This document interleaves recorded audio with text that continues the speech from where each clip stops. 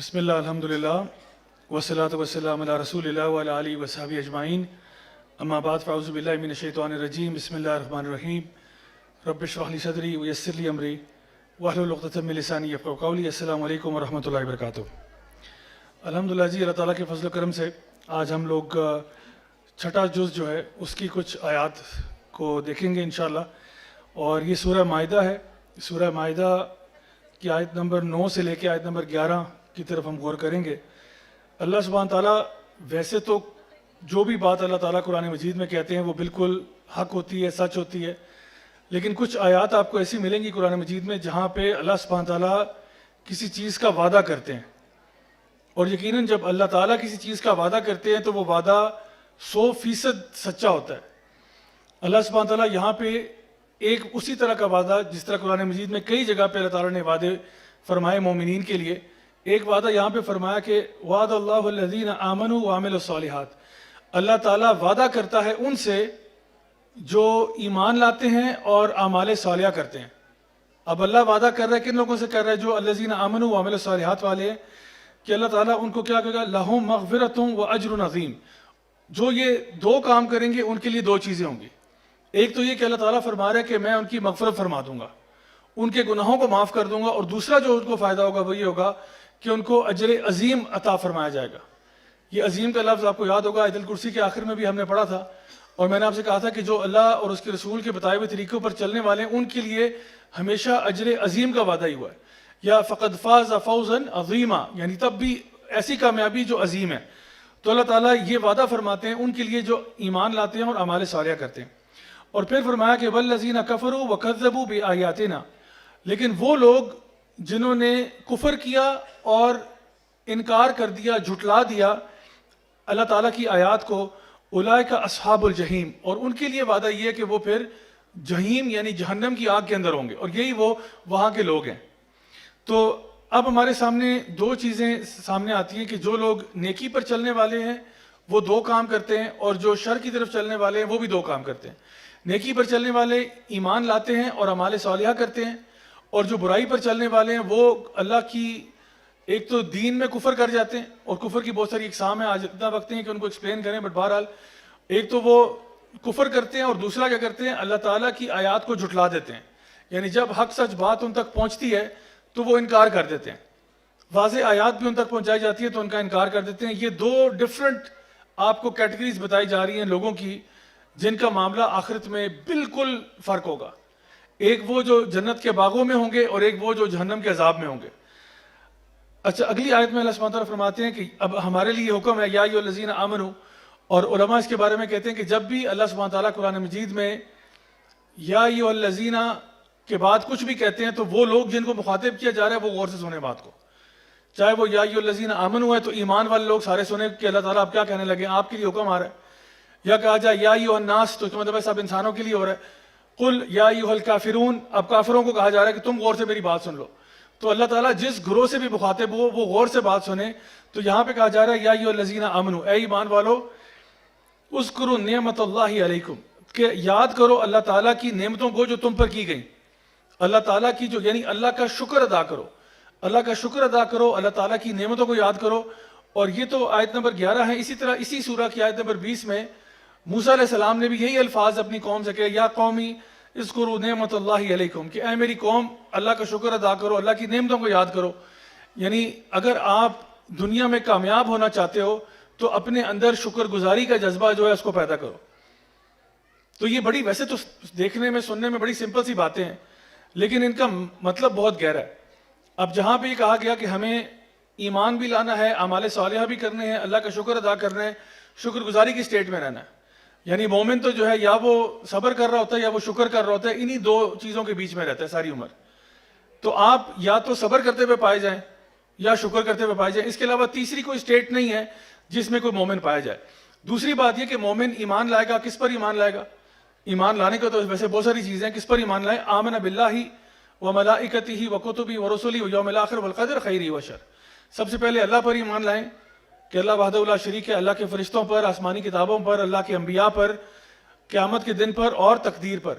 یعنی یہ 6 چیزیں جس پر ایک مسلمان ایمان لے کر آتا ہے. یا ایھا الذین آمنوا, اس کی تفسیر جو ہے وہ یہ کہ 6 چیزوں پر آپ ایمان لائیں گے. اور اعمال صالحہ کیا ہیں؟ اعمال صالحہ ایسا نہیں کہ آپ نے اپنی طرف سے کچھ بھی سوچ لیا تو وہ اعمال صالحہ ہو گیا. اعمال صالحہ کی بھی 2 شرائط ہیں. ایک یہ کہ وہ نیت جو ہے وہ خالص اللہ کے لیے ہونی چاہیے. صحیح بخاری کی پہلی حدیث ہے انما الاعمال بالنیات، اعمال کا دار و مدار نیتوں پر ہے. تو نیت خالص اللہ کے لیے ہونی چاہیے. اگر آپ نماز پڑھ رہے ہیں لیکن نیت اللہ کے لیے نہیں ہے تو ایسی نماز قبول ہے؟ اللہ تعالیٰ فرماتے ہیں فویل للمصلین الذین هم عن صلاتهم ساہون الذین هم یراؤون.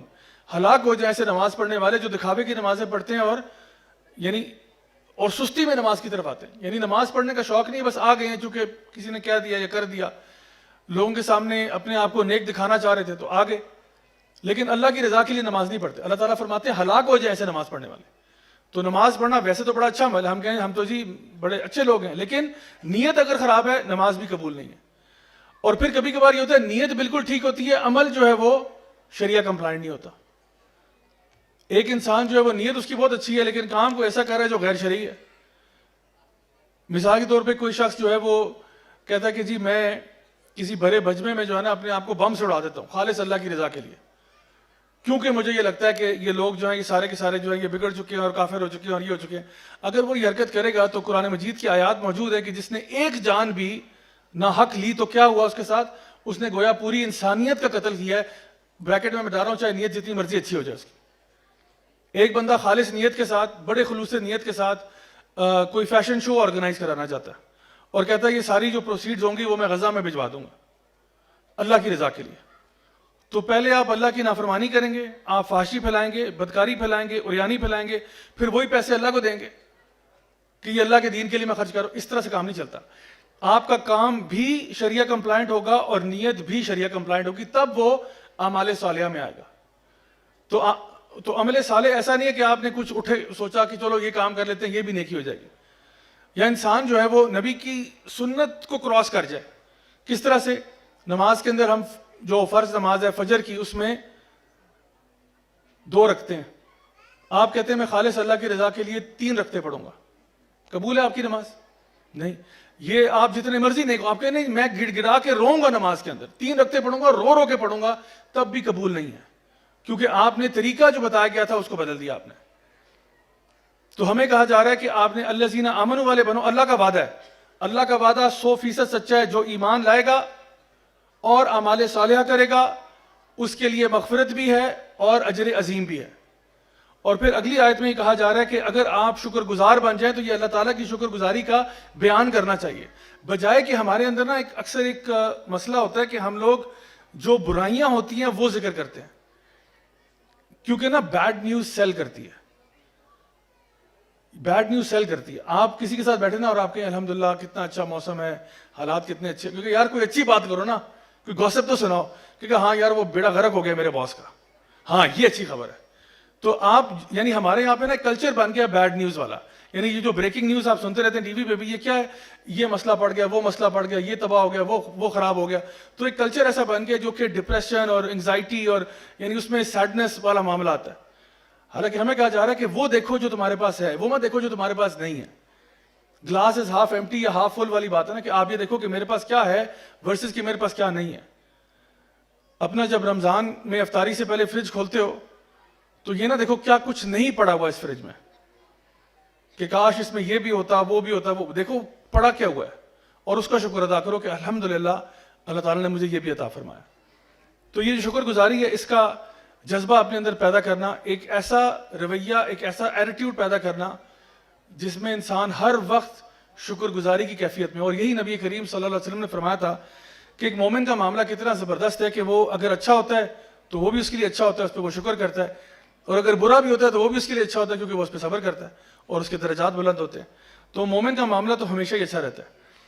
اچھا اب ایک بڑا اہم سوال جو اکثر لوگ کرتے ہیں وہ یہ ہے کہ مشکلوں میں، مصیبتوں میں، پریشانیوں میں شکر گزاری کیسے اختیار کی جائے. یعنی اچھے وقتوں میں تو شکر گزاری ہو ہی جاتی ہے، لیکن ہمیں یہ کہا کہ حدیث میں آتا ہے کہ اگر کوئی مشکل بھی آئے تو کیا کہو، الحمدللہ علی کل حال. اگر مشکل بھی آئے تو کیا کرو، الحمدللہ علی کل حال، کہ ہر حال میں اللہ کا شکر ہے. اب اس کیفیت تک کیسے پہنچنا ہے مشکل ہے، لیکن میں انشاءاللہ آج سمجھا کے ہی چھوڑوں گا آپ کو. کیونکہ اگر یہ آپ نے سمجھ لیا نا، یقین کریں زندگی میں آپ ٹینشن فری ہو جائیں گے، زندگی میں آپ ٹینشن فری زندگی گزاریں گے. تو انشاءاللہ امید ہے کہ جو ہمارے پاس وقت رہ گیا اس میں یہ بات آپ کو سمجھا سکوں. سو اس کے اندر میں آپ کو 4 پوائنٹس بتاؤں گا، نوٹ کر لیں، یاد کر لیں، رٹا لگا لیں، گھر جا کے دوسروں کو سکھائیں، سمجھائیں، یقین کریں بہت لوگوں کا فائدہ ہوگا. سب سے پہلی بات یہ کہ یعنی برے وقتوں میں بھی اللہ کا شکر گزاری کیسے آتی ہے. تو سب سے پہلی بات یہ سمجھ لیں، پوائنٹ نمبر 1 یہ ہے کہ یہ زندگی ایک ٹیسٹ ہے. پہلا پوائنٹ کیا ہے؟ یہ زندگی ایک ٹیسٹ ہے، اور یہ آپ کو پتہ ہونا چاہیے. اللہ تعالیٰ فرماتے ہیں سورہ ملک میں، الذی خلق الموت والحیات لیبلوکم ایکم احسن عملا. ہم نے موت اور زندگی کو پیدا اس لیے کیا تاکہ تمہارا امتحان لیا جائے کہ تم میں سے احسن عمل کون کرتا ہے. تو آپ کو ایکسپیکٹ کرنا چاہیے کہ لائف میں مشکلیں آئیں گی. اللہ نے کیا کوئی قرآن مجید کی ایسی آیت ہے جہاں پہ اللہ تعالیٰ نے کہا کہ اے ایمان والو تمہارے لیے ہم نے دنیا کو جنت بنا دیا؟ یا نبی کریم صلی اللہ علیہ وسلم کی کوئی حدیث ہو کہ اے ایمان والو تم پہ کوئی مشکلیں نہیں آئیں گی؟ کوئی ایسی حدیث ہے؟ کچھ بھی نہیں ہے. ایک بھی ایسی حدیث نہیں ملے گی، ایک بھی ایسی قرآنی آیت نہیں ملے گی. بلکہ اس کے برعکس آپ کو وہ آیت ملے گی جہاں پہ اللہ تعالیٰ فرماتے ہیں کہ ہم تمہیں ضرور آزمائیں گے، من الخوف والجوع ونقص من الاموال وانفس وثمرات وبشر الصابرین. ہم تمہیں آزمائیں گے، تمہاری زندگی میں اپس اینڈ ڈاؤنز آئیں گے، تمہاری زندگی میں خوف بھی آئے گا، تمہاری زندگی میں لاس آف لوڈ ونز بھی ہوگا، تمہارے عزیز و قارب میں فوتگیاں بھی ہوں گی، تمہارا بزنس بھی اوپر نیچے ہوگا، تمہاری زندگی میں بیماریاں بھی آئیں گی. یہ سارے معاملات ہوں گے، لیکن کیا کرو؟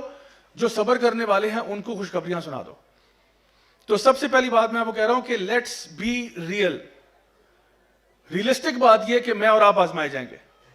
تو جب کوئی مشکل آتی ہے تو آپ کہتے ہو ہائے اللہ میرے پہ مشکل آ گئی. بھائی مشکل تو آنی تھی. اللہ نے کب کہا نہیں مشکل آئے گی؟ جب مشکل آئے یا پریشانی آئے یا مصیبت آئے تو سمجھ جاؤ کہ اللہ کی طرف سے ٹیسٹ ہو رہا ہے میرا. کیونکہ پرابلم تو تب ہے کہ جب آپ کی ایکسپیکٹیشن یہ نہیں تھی. تو کیا آپ یہ سمجھ رہے تھے کہ دنیا جنت ہے؟ کیا آپ کو یہ غلط فہمی تھی کہ اللہ نے آپ کو دنیا میں نہیں جنت الفردوس میں بھیجا ہوا ہے جہاں پہ کوئی برائی نہیں، کوئی حسد نہیں، کوئی کینہ نہیں، کوئی نفرت نہیں، کوئی امتحان نہیں؟ یہ اگر آپ کی ایکسپیکٹیشن یہ تھی، یہ ایکسپیکٹیشن ہی غلط تھی. تو سب سے پہلی بات، یو شوڈ ایکسپیکٹ کہ لائف میں پرابلمز آئیں گی. اب ان کے ساتھ آپ ڈیل کیسے کرو گے؟ ہاں یہ سوال ہے. لیکن جان لیں کہ جو بھی مشکل، مصیبت، پریشانی آئے گی نا، وہ اللہ تعالیٰ کو پتہ ہے کہ آپ کے بس کے اندر ہی ہے. لا یکلف اللہ نفسا الا وسعها. اللہ آپ کی کیپیسٹی سے اوپر آپ کو ٹیسٹ نہیں کرے گا. ٹیسٹ ہوں گے، کوئی ٹیسٹ آپ کا ہوگا 5 نمبر والا، کوئی 10 نمبر والا، کوئی 50 والا، کوئی 100 والا، کوئی 1000 والا، لیکن ٹیسٹ آپ ہوں گے. یہ میں آپ کو پہلے بتا دوں. اور نبی کریم صلی اللہ علیہ وسلم کی حدیث آپ نے فرمایا کہ جب اللہ تعالیٰ کسی سے خیر کا معاملہ کرتا ہے تو اس کو زیادہ آزماتا ہے. اور سب سے زیادہ جو لوگ آزمائے گے وہ اللہ کے نبی تھے.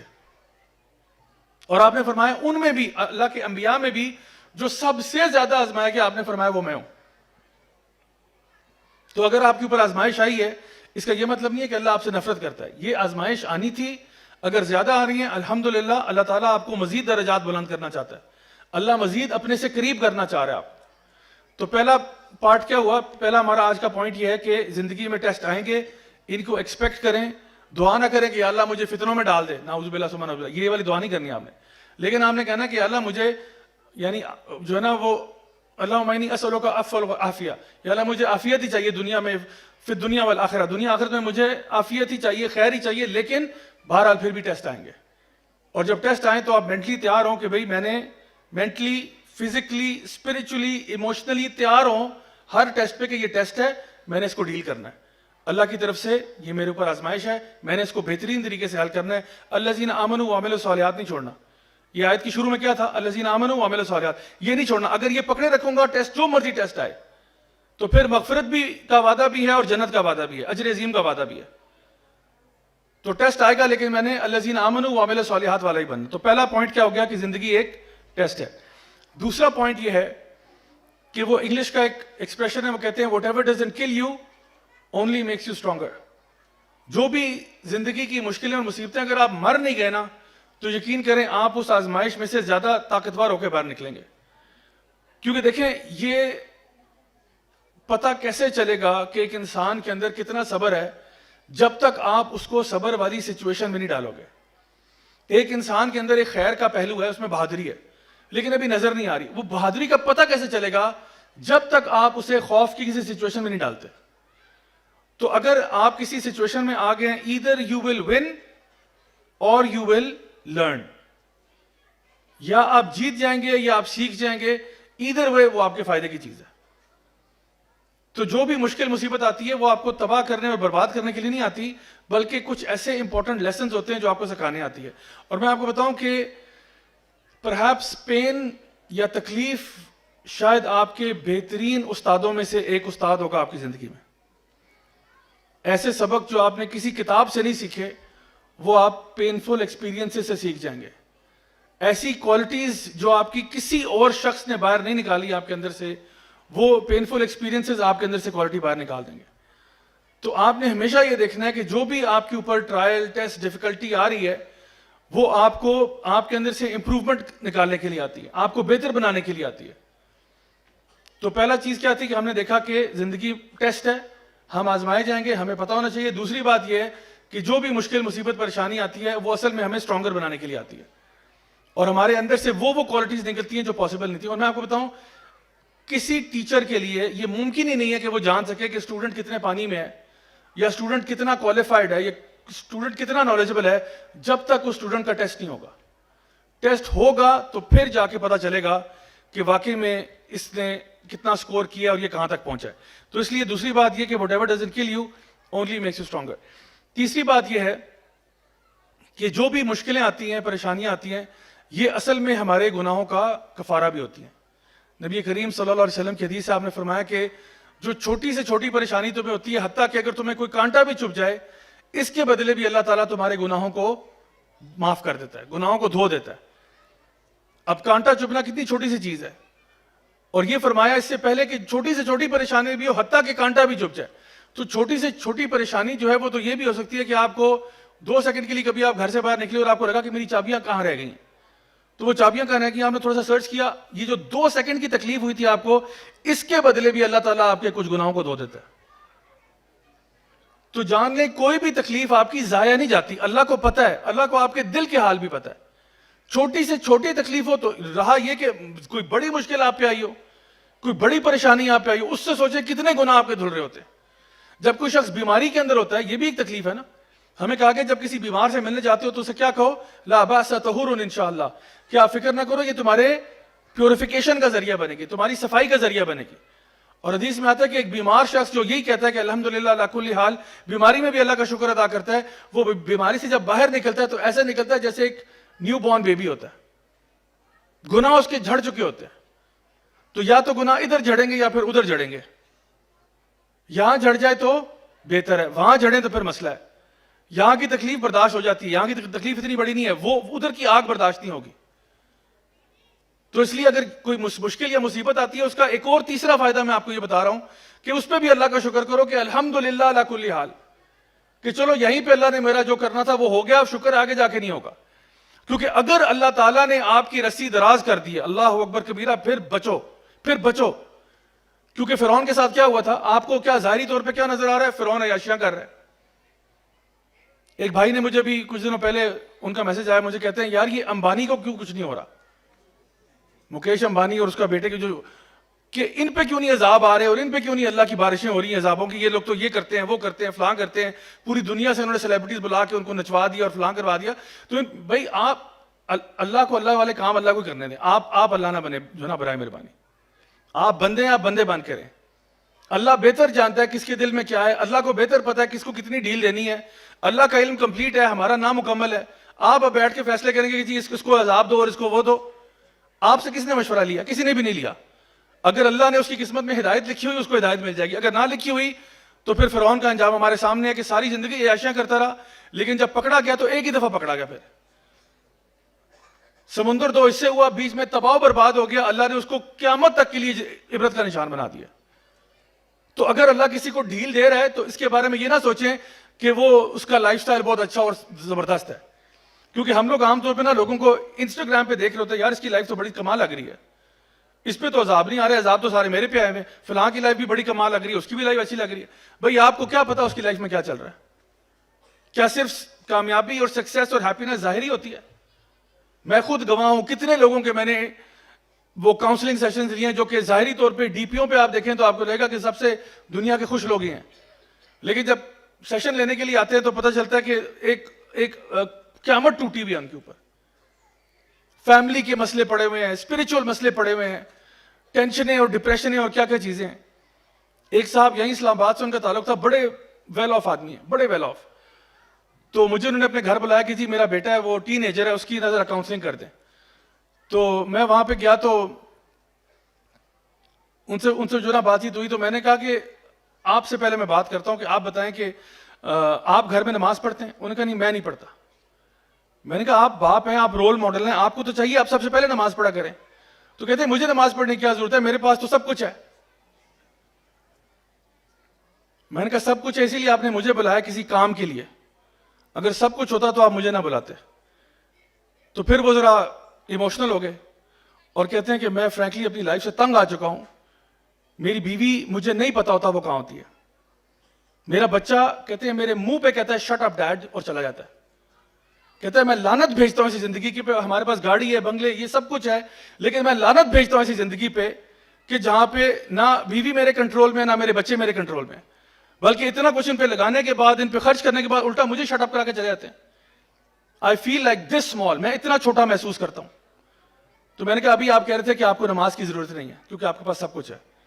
کلیئرلی آپ کے پاس پیسہ تو ہے لیکن آپ کے پاس سکون نہیں ہے, آپ کے پاس دل کا سکون اور اطمینان نہیں ہے. تو وہی اللہ سے مانگ لو, جا کے وہی اللہ سے مانگ لو. تو یہ جو دنیا میں اگر اللہ تعالیٰ نے کسی کو ڈھیل دے دی ہے نا, تو یہ نہ سمجھے کہ وہ ہو ماشاءاللہ بہت اوپر چلا گیا, وہ شاید اس کی پکڑ قریب ہو. تو اگر اللہ تعالیٰ ہمیں آزما لیتا ہے زندگی میں اور ہمیں تھوڑی بہت ڈیفیکلٹیز آ جاتی ہیں, تو اس پہ بھی الحمدللہ کہنا چاہیے کہ الحمدللہ ہمارے گناہ جو ہیں وہ اس کے ذریعے جھڑ رہے ہیں.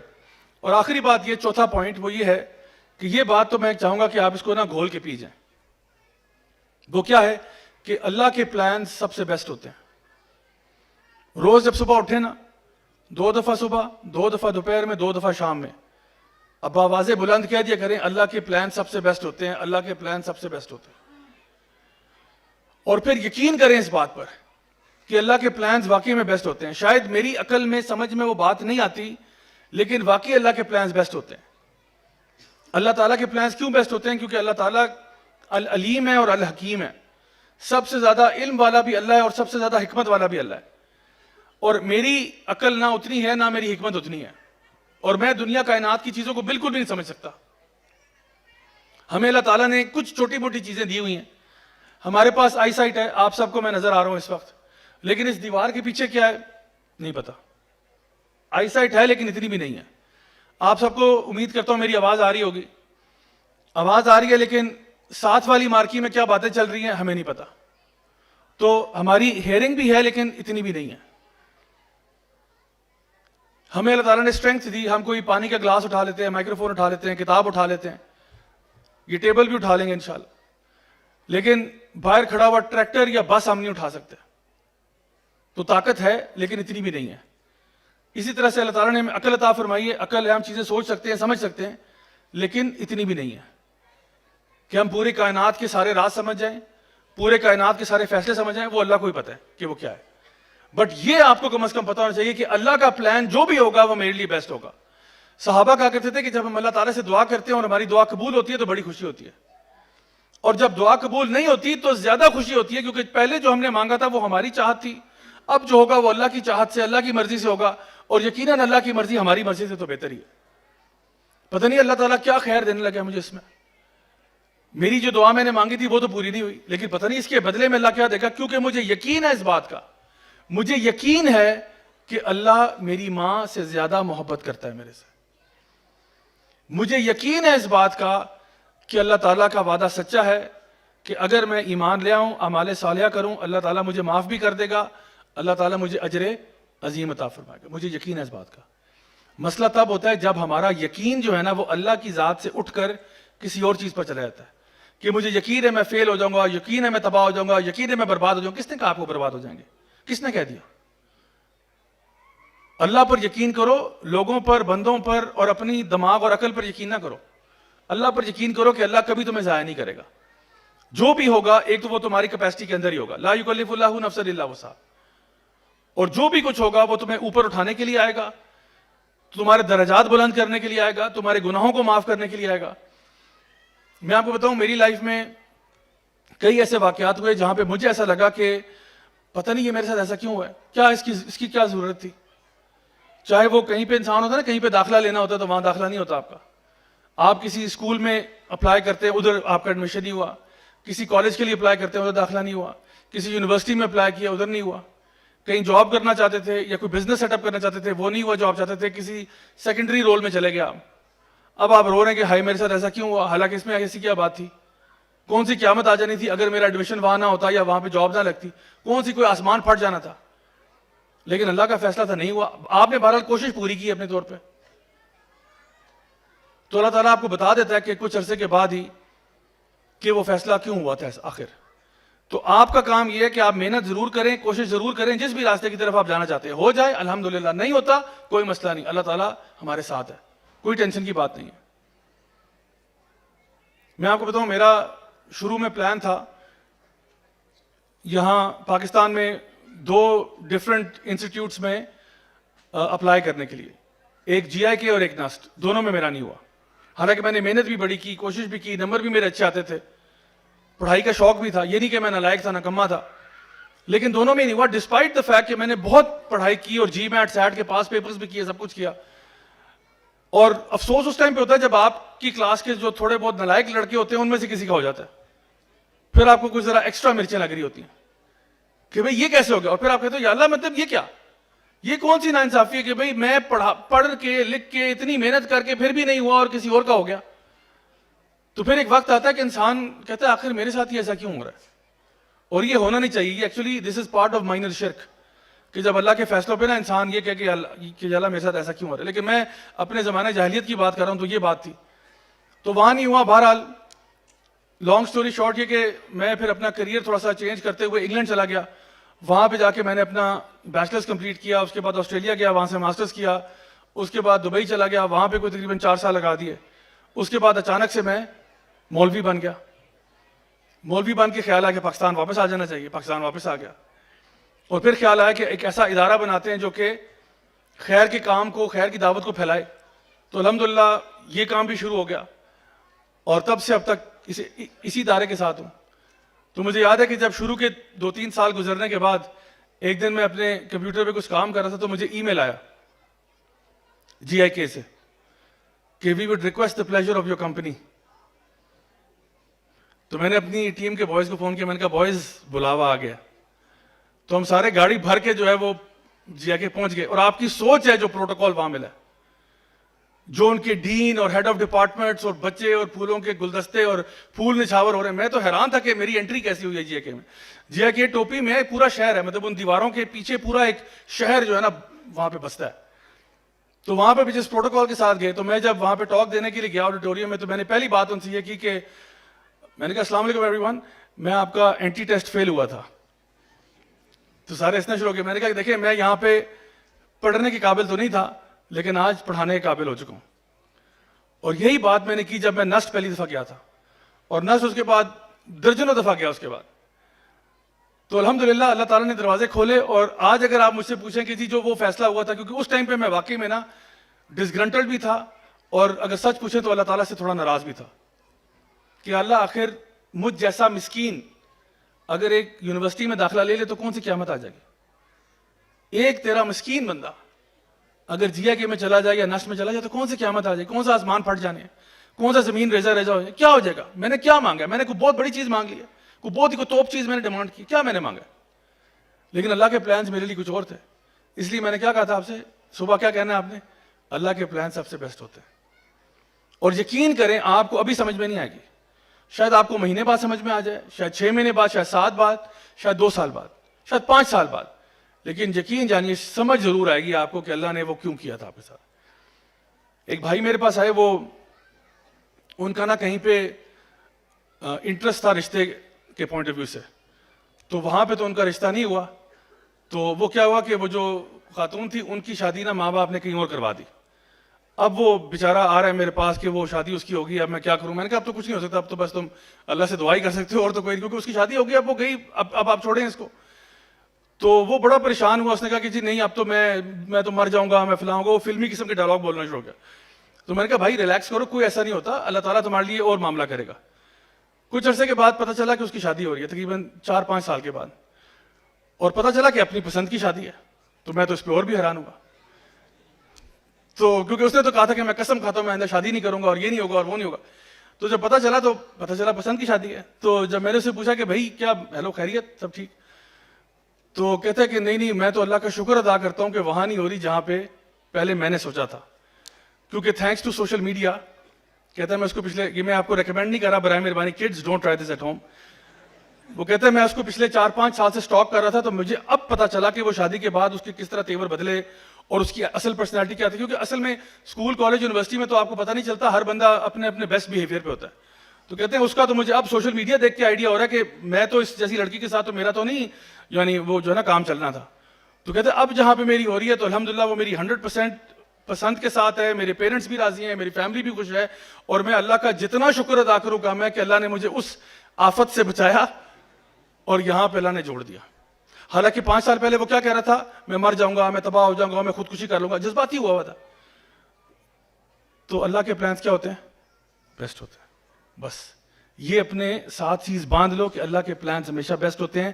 اور میں بے وقوف ہوں، میری عقل اتنی نہیں ہے، میری سمجھ اتنی نہیں ہے، یہ اپنے آپ کو بتایا کرو کہ میں بے وقوف ہوں، مجھے نہیں پتا، مجھے نہیں پتا، میری عقل اتنی نہیں ہے، میری سمجھ اتنی نہیں ہے، اللہ کے پلانس کمپلیٹ ہیں. تو جو اللہ نے میرے لیے فیصلہ کیا ہوگا وہ بیسٹ ہوگا.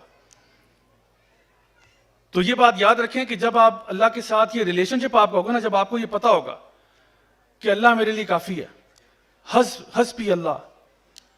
حسبی اللہ بھی اور حسبنا اللہ و نعم الوکیل بھی، پھر آپ اللہ کے سپرد کر دیں اپنے سارے معاملات. حسبنا اللہ و نعم الوکیل کیا ہے؟ اللہ میرے لیے کافی ہے، اور بہترین وکیل جو ہے، بہترین وکالت کرنے والا اللہ ہے.